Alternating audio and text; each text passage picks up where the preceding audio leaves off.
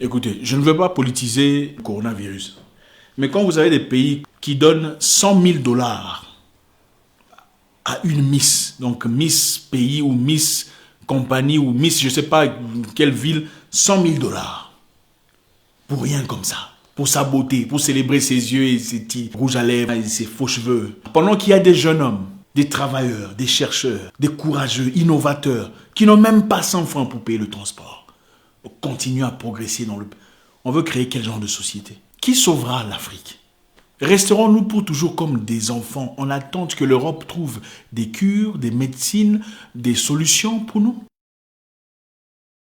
La vie autour du coronavirus. Ça se passe. Finalement, c'est pas aussi agréable qu'on l'anticipait. Je sais que beaucoup de gens étaient ravis de rester à la maison, de rien faire, de passer du temps à s'amuser, se divertir, regarder la télévision. Certains pour prier peut-être, et d'autres se lancer dans d'autres activités personnelles. Ce n'est pas aussi réjouissant qu'on le croyait. Ça devient ennuyant, n'est-ce pas? Surtout qu'on n'a pas nécessairement les éléments qu'il faut, fondamentaux, les aliments, les nécessités premières, ça devient très compliqué. Que tout ce qu'il y a comme confinement ne soit pas seulement un moment de prière ou un moment de pensée, mais aussi un moment de réflexion logique pour nous tous. Vous savez, ce moment montre toute la fragilité autour de nous. La fragilité autour de... Nous ne sommes pas préparés à ça. L'Afrique, particulièrement, n'est pas préparée à ce qui se passe. Regardez un peu ce qui s'est passé en Chine pendant toutes ces semaines. Si ça se passait à Douala, ou à Libreville, Kinshasa, ou Abidjan, Dakar, ou ailleurs, Burundi, Kigali, Ouagadougou, ce serait comment? Est-ce qu'on aurait pu avoir la capacité, le courage, la maîtrise de la situation? On serait fini. On serait morts comme des mouches. Pourquoi? Parce que nous ne sommes pas préparés. Nous faisons face à une situation sérieuse, mes frères. Une situation qui pourrait décimer toute notre population. Nous sommes combien? 1 milliard, combien là? Fini. On n'a rien. Qu'est-ce qu'on a comme contre le coronavirus? En toute honnêteté, on n'a rien.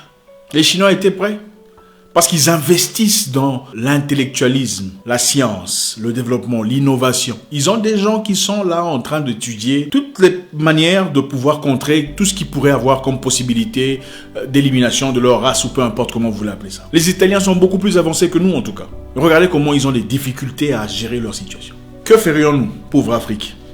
Nous qui privilégions les choses puriles, le divertissement, la télévision. On a besoin de revoir en toute conscience nos priorités.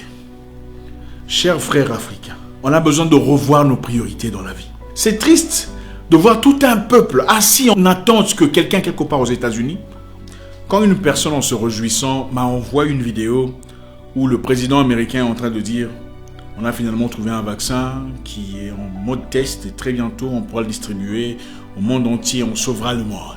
Et la personne est en train d'acclamer, il est content, on a trouvé un truc. Ça me révolte. Ça me révolte. Il faut avoir honte. N'est-ce pas le même président qu'on accusait de racisme, de suprémacisme il n'y a pas longtemps? Le même président que vous aviez accusé de racisme et de suprémacisme veut vous présenter un vaccin et vous vous acclamez: oh bravo, il a finalement trouvé la solution pour nous. Mais il faut avoir un peu d'estime personnelle. Il faut avoir honte. C'est comme si une personne t'insultait et puis finalement te dit: bon, comme tu n'as pas mangé, passe à la maison, on va te donner à manger. Et tu acclames: oui. Frère africain, il faut avoir honte. Ce qui sépare l'humain du chien, c'est d'abord la honte. Il faut avoir honte. On ne peut pas rester comme des enfants en attente que les solutions viennent toujours d'ailleurs. Ce n'est pas honorable. Comment peut-on nous battre pour une Afrique indépendante, prétendre nous sommes des hommes forts, les descendants de je sais quoi, pendant que nous sommes incapables de trouver nos propres solutions à nos propres problèmes? Les Chinois ont trouvé leur solution. Ils n'ont pas demandé d'aide. Vous savez pourquoi? Parce qu'ils investissent en leurs fils et en leurs filles, qui travaillent dur dans la science. Parce qu'ils sont capables de mettre de l'argent de côté afin de construire une communauté. C'est vrai, je ne dis pas que le système chinois est un système parfait. Je dis qu'ils savent comment reconnaître ce qui est important pour la communauté et mettre à l'écart ce qui est du personnel. L'Afrique a besoin de réfléchir. Que ce moment nous fasse réfléchir. Il ne s'agit pas seulement d'entrer en jeûne et prière pour prier la grâce de Dieu, l'amour de Dieu. C'est vrai, c'est bien la grâce de Dieu. Mais ce n'est pas la première fois qu'il y a les épidémies sur Terre.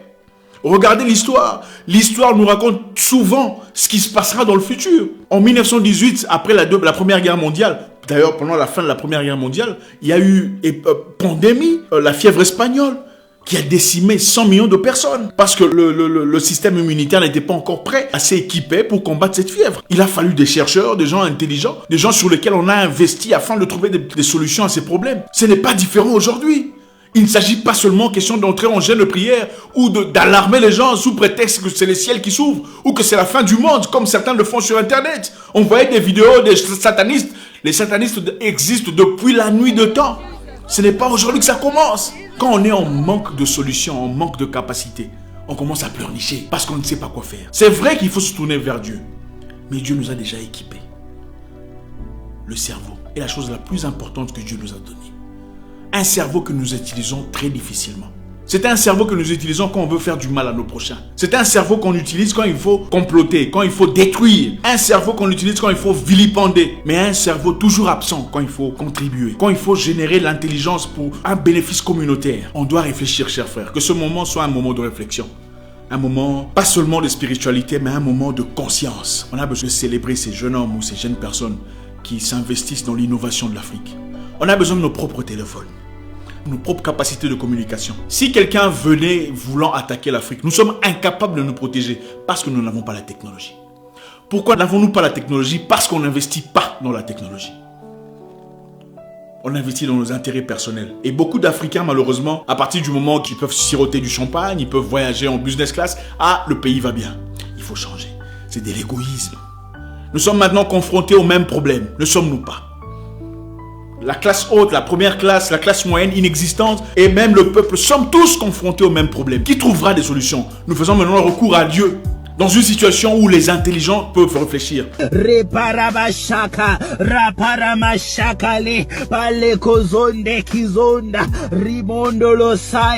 pensez que l'homme blanc ne prie pas? Pendant qu'il prie, il y a des gens qui sont en train de travailler, cherchant de trouver des solutions.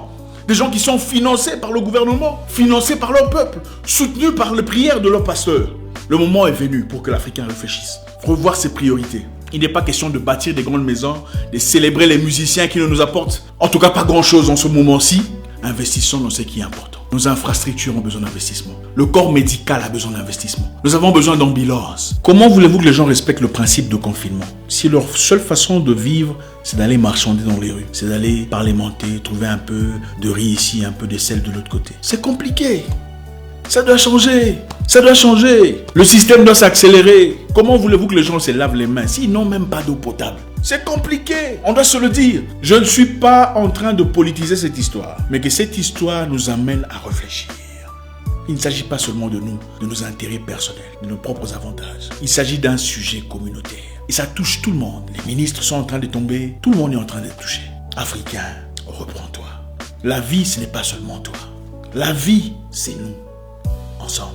On a vu une vidéo, là, je ne sais pas si c'est vrai, où un petit était en train de se plaindre parce qu'il était rejeté par l'hôpital, en Italie, je crois. L'infirmière aurait dit qu'elle ne voulait pas traiter ce petit, priorisant un Italien. C'est vrai que c'est méchant, c'est vrai que c'est injuste. Mais c'est chez eux, c'est leur pays, leurs institutions. Il faut faire ça aussi chez nous. Comment vous allez crier au racisme si chez vous, vous n'avez rien? Sur quelle base? Tu te bats contre le voisin, mais tu veux l'eau du voisin. Comment?